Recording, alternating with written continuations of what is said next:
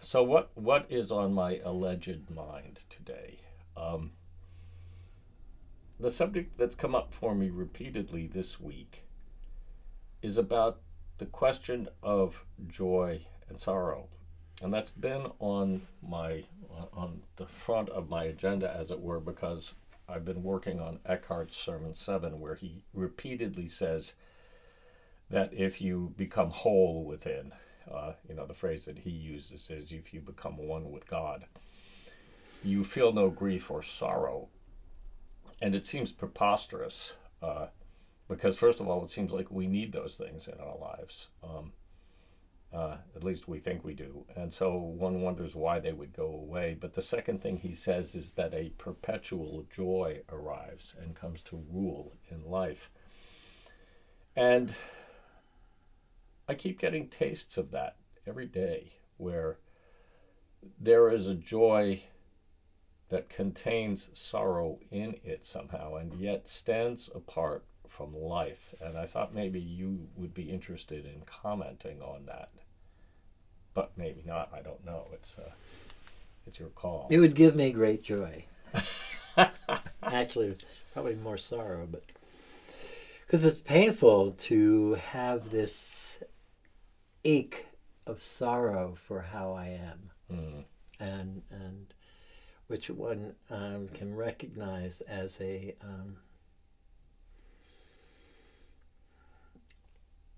recognition of somehow I'm not enough. Mm. But and these moments you're talking about joy, I was struck the other day how it seems as a gift I'm having these moments of such gratitude for the smallest things, and it was such a shock to me because I'm not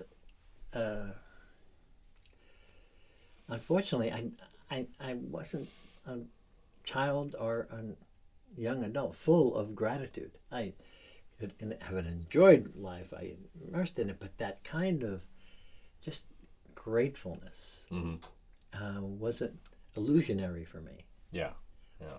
And to begin to recognize that its simplicity, it's not something I can make, manufacture, beg Yeah. for, and anything.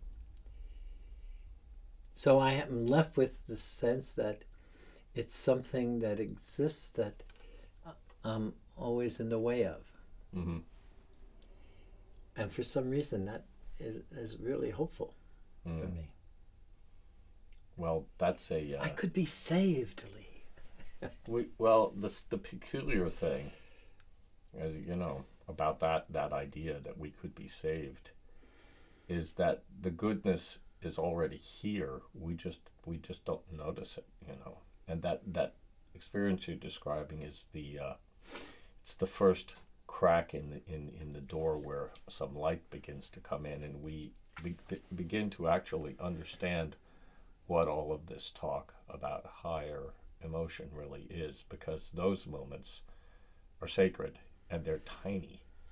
They're like points of light that appear suddenly in as you said, the tiniest things, and that opens the door to a mystery beyond comprehension in my experience, which is very close to what I'm talking about with the joy. Is that I'll be walking the dogs in the morning. This has happened several times, and all of a sudden I understand that I am literally under what is called grace there in that instant, and there's the stranger thing about that is that it starts leaking.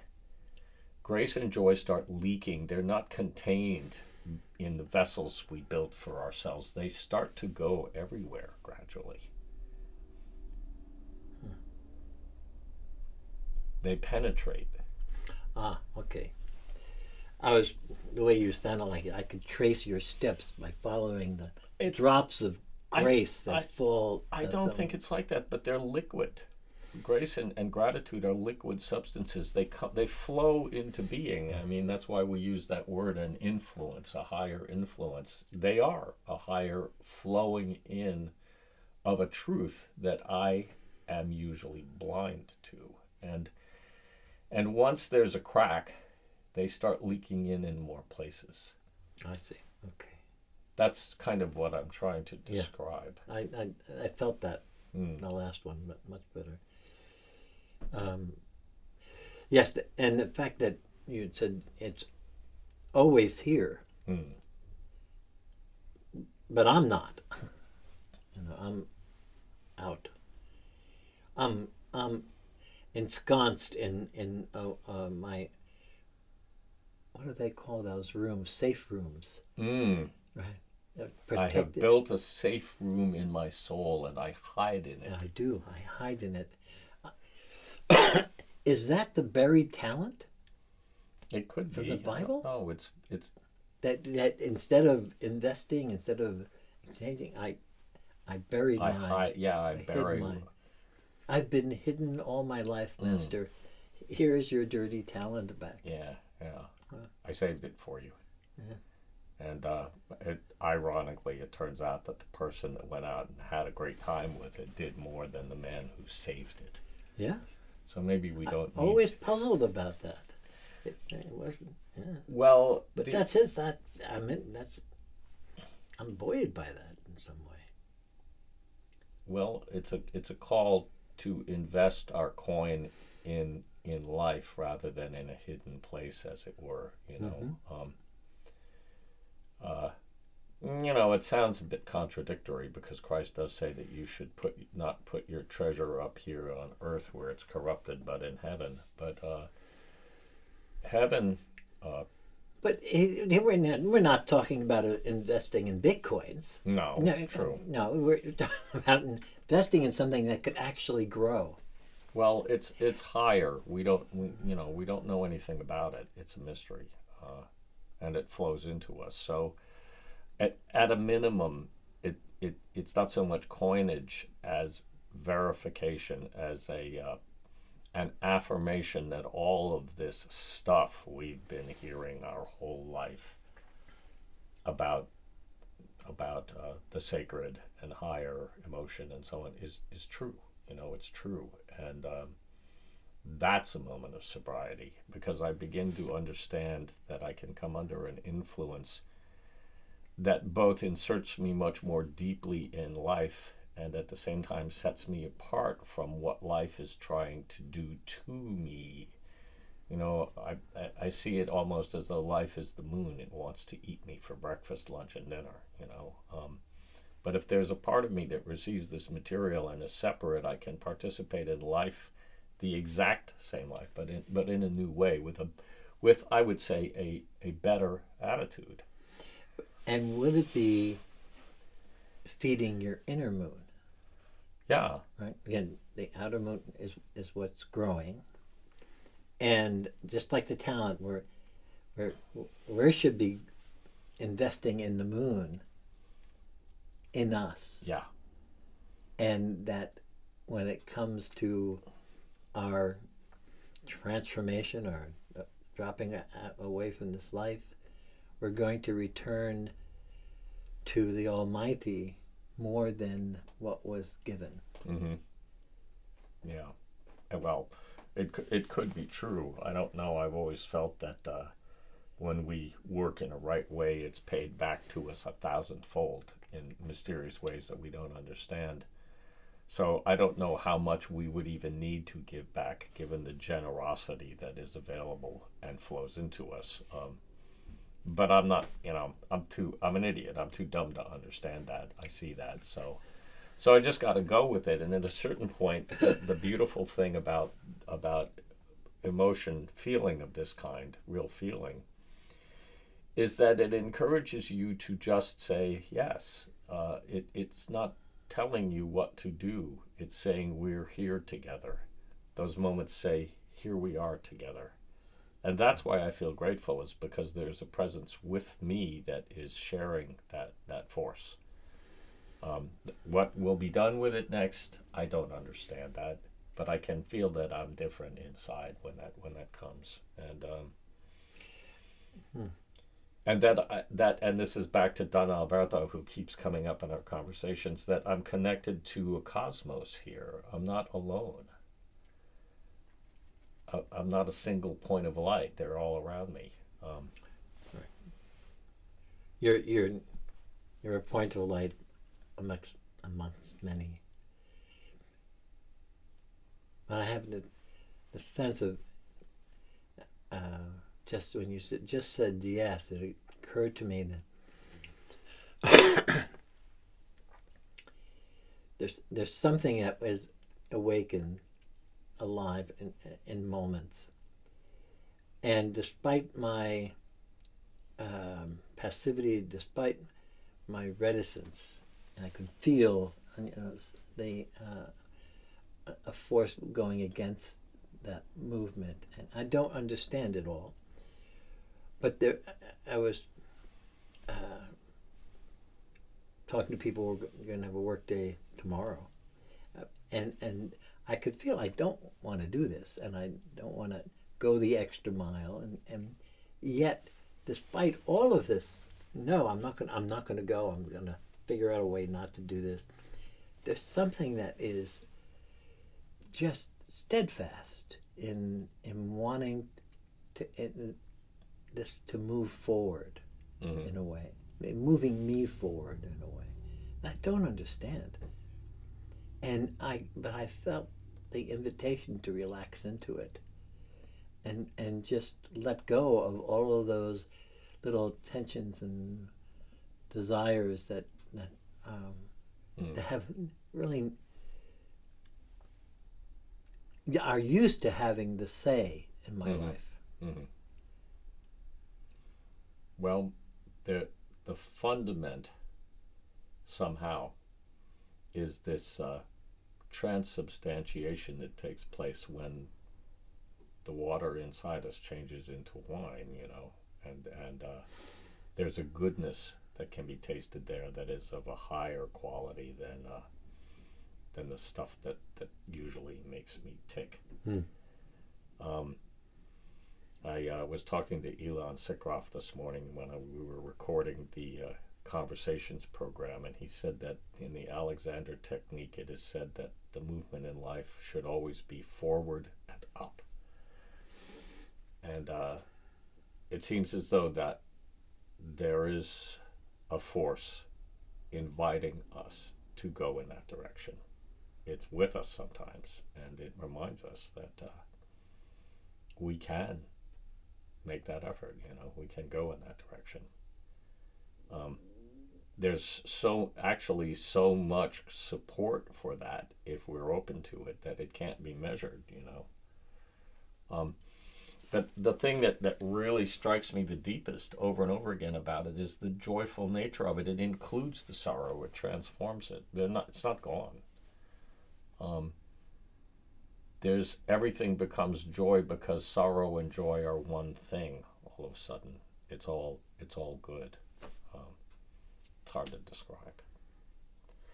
But Eckhart must have meant something along those lines in what he said about it. The grief and the sorrow in our lives are not banished; they're transformed. And I've had that experience quite directly now that I think about it, because I've had moments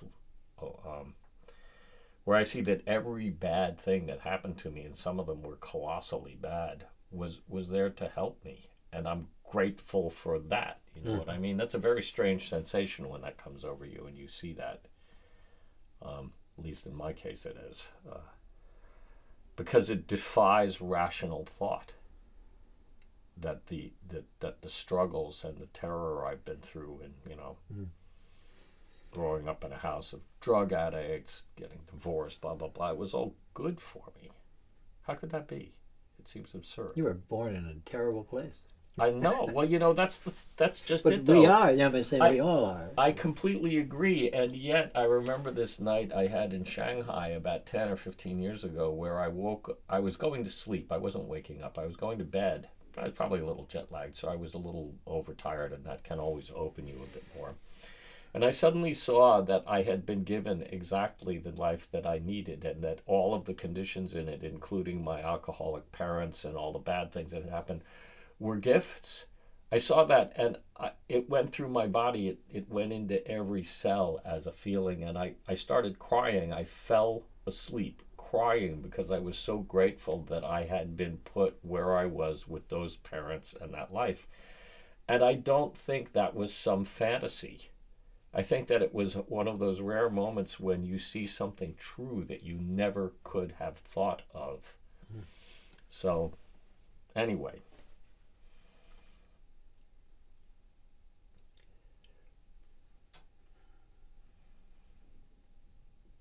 We need to become the resurrectors of our life rather than the undertakers, you know. I'll work on that. Well, you know, the undertaker's always burying things and claiming that Yeah. life is bad. Do they? Well, I think they do. We I all have do. one I of those worked guys. with an undertaker, and I'm talking about the inner undertaker. Oh, I see. We all have a guy in us that wants to bury everything and kvetch constantly. But I Yes. don't think that that person is the person that really ought to be in charge of direction. no. I don't know whether my inner undertaker thinks everything is bad. It's just he doesn't want to be bothered. Yeah, with he it. doesn't want to deal with it. Leave He's me like, alone. bury that I'm one. happy here. Right. You got something I can eat? It reminds me of the it's an oblique, but it reminds me of a cartoon of two guys at a table with chemical stuff, and one of them is saying to the other one, "Well, if we just transform this lead into gold, we can go home." But there is a transmutation of lead into gold in the process of recognizing the value of our lives. I completely agree with that, and Yeah. I am sitting here feeling like, oh, there's a sense actually of what that transformation feels like, and it is related to blending of two things, and the emergence of something that's transformed, and it goes back to our talents idea of Mm-hmm. this is the life I've been given, and the